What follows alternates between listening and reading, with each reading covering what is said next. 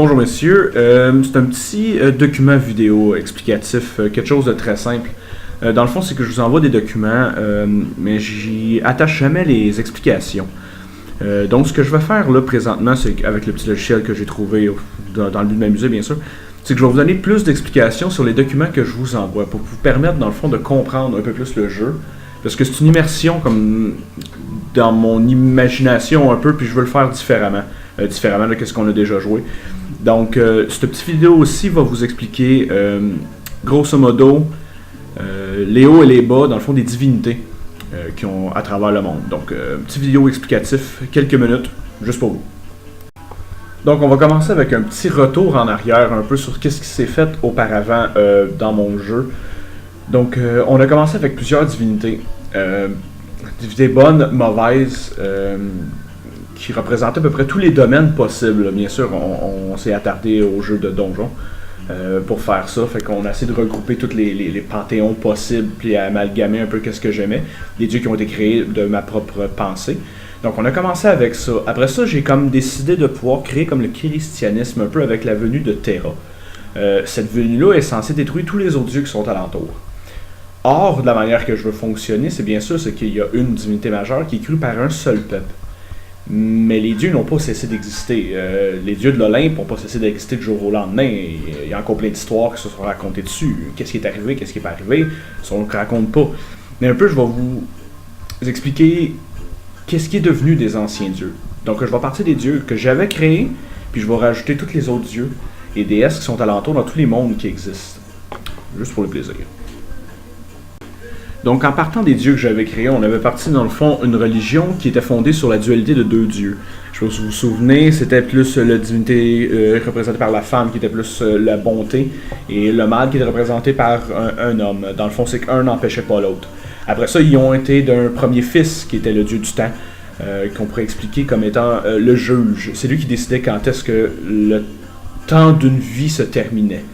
Par la suite, une autre divinité est arrivée. Cette autre divinité-là était la magie, dans le fond. C'est comme le cinquième art, on pourrait dire le cinquième élément. Sans utiliser le film, bien sûr, c'est l'élément X qui s'est rajouté. Donc, on avait une base de 4 dieux. 4 dieux puissants, donc des dieux qu'on pourrait appeler des dieux premiers, des dieux primes. Par la suite, chacun des deux premiers dieux, dans le fond, des pères et mères de la fondation divine, ont créé à chacun, eux, un panthéon diverses pour pouvoir les aider dans leur quête ultime. Un de détruire, l'autre de créer. Donc c'était ça qui a été créé dans le but de ma game. Par la suite, dû aux diverses connaissances qu'on a alentour, il y a des races qui ont eu chacun leur divinité. On peut dire les nains, les elfes, et, les gnomes, tout ça, les halflings. Dans Donjon, on avait toutes leurs divinités. D'autant plus que j'aimais rajouter une petite saveur un peu historique. Fait qu'on rajoutait les dieux olympiens, on rajoutait les dieux norvégiens, on rajoutait les dieux égyptiens. Et fait qu'on se retrouvait avec plus de dieux qu'il n'en fallait. Donc, principalement, ce que j'ai voulu faire dans l'histoire, c'est de descendre un peu le nom de Dieu, plutôt par placer de saints patrons, ou peut-être d'anges. Donc, c'est ce que j'ai créé dans la nouvelle édition. Dans la nouvelle édition, on partait comme quoi il y avait un seul Dieu, qui était Terra, qui était connu de la divinité première. Donc, l'œil du livre de joueur est tout le temps vu de par que Terra est la divinité et la seule et unique. D'un autre côté, tous les autres dieux qu'il y avait en dessous sont tous devenus des anges ou des démons. Donc, on peut appeler les nominations archanges, comme je vous avais expliqué au début de création du personnage. Donc, un archange, grosso modo, étant le plus puissant des anges qui existent. Bon, il y a 3 types d'anges, 3 races qui sont placées. Après ça, archange, c'est plus un rang dans les types d'anges. C'est un peu complexe, mais surtout dire comme quoi il y a les anges, les puissances, puis les dominiums. Qu'on appelle Dominius, je pense que j'ai écrit dans le système. On pourrait dire dans le fond que ces 3 types d'anges sont comme les 3 plus haut placés anges qui existent. Les 3 races ou les 3 phases avant de devenir un être spirituel supérieur, qu'on pourrait appeler peut-être Dieu. C'est pas vraiment décrit ou dévisé de cette méthode-là. Donc, archange, c'est comme le chef des plus puissants anges. Donc, j'ai regroupé tous les dieux qu'il y avait du côté du bien de mon ancienne édition. Ils se sont tous devenus des archanges. Par la suite, tous les dieux du mal de ma dernière édition sont tous devenus des démons. Les démons n'ont pas de rang. Démon égale démon. Point. C'est beaucoup plus simple, beaucoup plus destructeur, ils se battent pas avec les problèmes. Donc grosso modo, on va faire un petit tour un peu des types et les races qui se sont élevées au niveau de divinité. En expliquant bien sûr, c'est quoi pour moi un dieu qui est prié. Donc il faut s'attarder à qu'est-ce qu'un dieu. Dans mon jeu, un dieu c'est quelqu'un qui est prié, qui est adoré. Donc ça peut être un immense héros qui est placé plus haut que les autres parce qu'il accomplit des exploits. On pourrait penser à un lien qui vous ressemble un peu plus. Le personnage, mettons, le personnage de Pierre qui jouait dans le temps son premier personnage, on dirait c'est la Sashka. Bon, il était tellement héroïque qu'il aurait pu devenir un dieu. Donc je suis parti de ce point-là. Ce que j'ai fait, c'est que j'ai élevé certains personnages au rang de dieu et j'ai descendu certains dieux au rang de dieux plus inférieurs. Puis là, je les ai appelés anges et démons.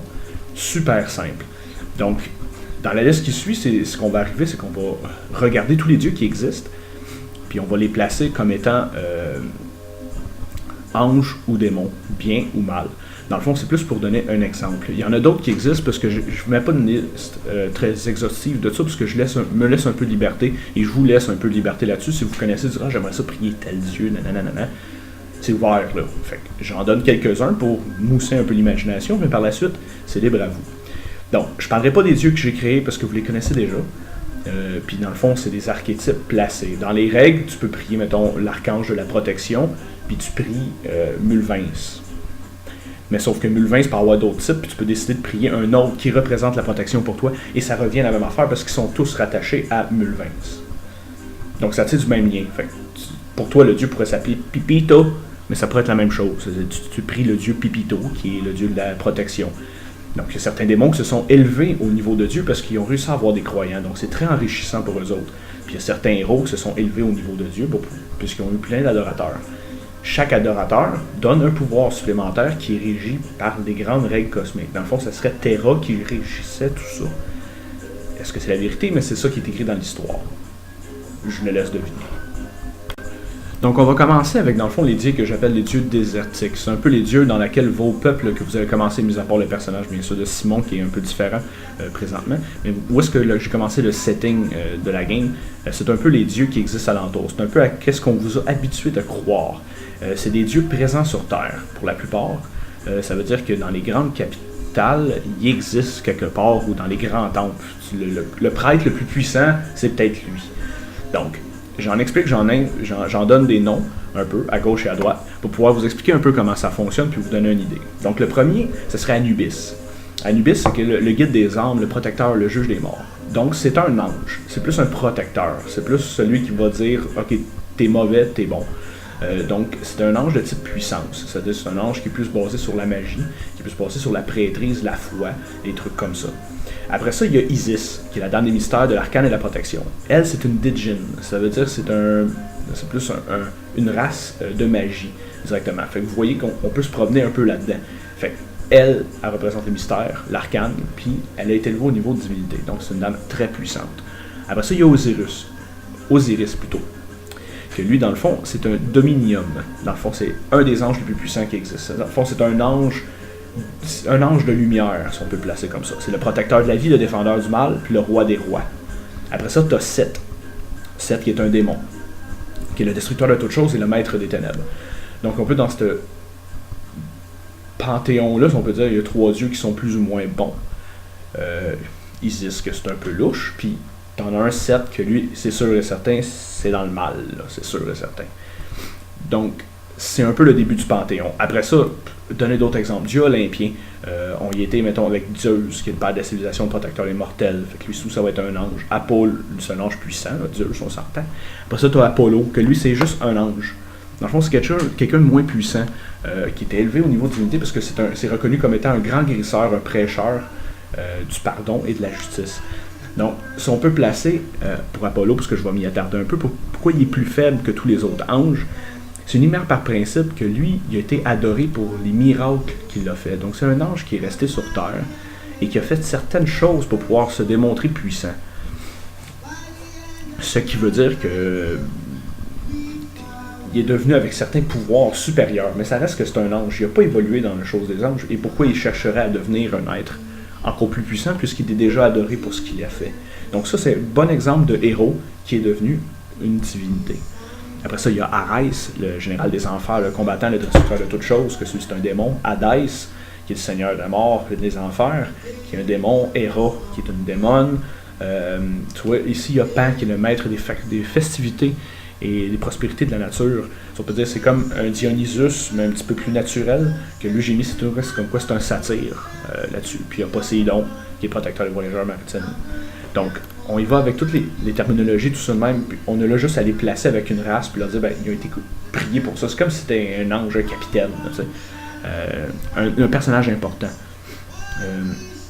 Ça, dans les dieux nordiques, Odin, Aegir, Freya, Loki, Tyr, El, c'est tous des dieux qui ont été placés là-dessus. Après ça, on va dans les dieux natifs. C'est un peu plus qu'est-ce que le personnage à Simon peut avoir cru tout au long de sa vie, que 2 dieux uniquement.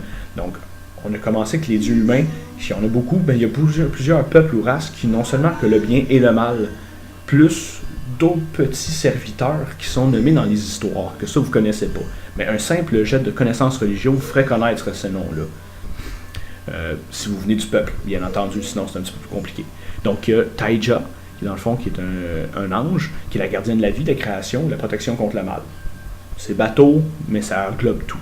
Après ça, il y a Toldot. Dans le fond, que lui, c'est un dragon démon, qui est le grand maître destructeur de toutes choses, puis le maître de la mort. Fait c'est ça, c'est un dieu pour le bien, un dieu pour le mal, plus des généraux en alentour. Donc c'est un peu ça comme ça, c'est un peu comme ça que je vois les divinités dans mon monde. C'est-à-dire que chaque peuple, chaque petite tribu peut croire en son dieu. C'est-à-dire qu'il peut croire à un démon parce qu'il leur fait peur, ou croire à un dragon parce qu'il leur fait peur, puis il croit tellement qu'il l'élève au point de vue de Dieu. Ce qui est le même principe que même certains personnages que vous avez déjà joués peuvent être interprétés comme étant des dieux dans certaines civilisations. Le monde est vaste, le monde est grand. Ils sont pas tous unifiés au-dessus d'une seule bannière qui est, mettons, le christianisme ou quelque chose de genre. Chacun a sa petite création, puis plus le peuple est petit et isolé, plus que ses croyances sont autres. Mais ça se réfère tout au grand groupe qui est les archanges que j'ai nommés au début, quand on expliquait le jeu. Avec les archanges de la protection, les archanges de la mort, les archanges patati patata, on les a tous nommés. Donc c'est tout rattaché à. C'est comme si c'était le dieu du début, mais qui est appelé sous de divers noms, selon ce qu'il fait. Fait que, mettons, si le dieu il découvrait la protection, la guerre, la famille, tout ça, mais là, il y a peut-être une partie que c'est la famille, une partie que c'est la protection, une partie que c'est la guerre. Fait qu'après ça, je laisse libre, vaste à votre imagination là-dessus. Donc, c'est un peu la raison du document. Quelques minutes pour expliquer un peu les dieux, les déesses, les démons de ce monde.